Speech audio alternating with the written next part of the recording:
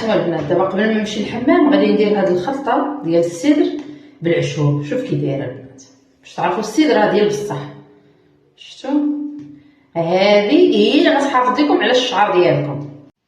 انت اختي كتاخدي 7 القرنفلات، معلقه صغيره ديال الخزامه، معلقه صغيره ديال الحلبه، مع نص معلقه ديال الحبه السوداء، ومعلقه كبيره ديال ريحه الكتان.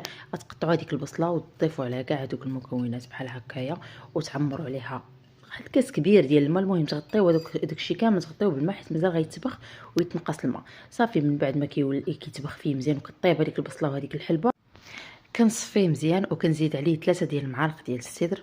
والسدر البنات كيبغي انكم تطربوه مزيان. هانتوما شوفوا باش تعرفوا السدر ديال بصح ماشي مغشوش، كيرغوي لنا بحال الشامبوان. شو الرغوه اللي غادي يعطينا هنايا. كتبقاو تطربوا فيه مزيان حتى كيطلع مزيان وكيتنفخ. صافي وكتخليوه على جنب. ودابا غادي نصايبوا الماسك اللي غنديروه من وراء ما نغسلوه في الحمام. غنديروا هذا الماسك باش يرطب لينا شعرنا وما ينشفش لينا شعرنا هذاك السدر. غندير معلقه كبيره ديال زرع الكتان، معلقه كبيره ديال الروز هذاك المهرس، وغادي نزيد عليه الكركديه اختياري حتى هو كيرطب البنات الشعر وكيدير واحد اللمعان في الشعر. صافي غادي نخليه حتى غادي يولي عندي هذاك الخليط غادي يتقال. ما تخليوش حتى يتقال بزاف حيت ملي كيبرد راه كيزيد يتجمع. صافي وغادي ندوز دابا نطبق السدر على شعري.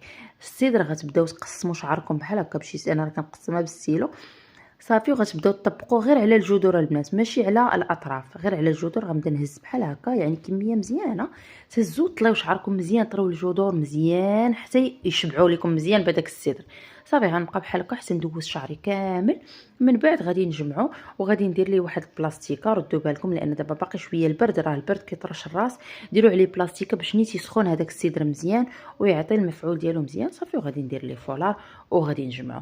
وما تنساوش ملي كتمشيو للحمام الطريقه ديال الغسل ديالو كتغسلوا شعركم هو الاول غير بالماء، ومن بعد كتطبقوا الماسك اللي قلت لكم ديال زرع الكتان عاد كديروا الشامبوان.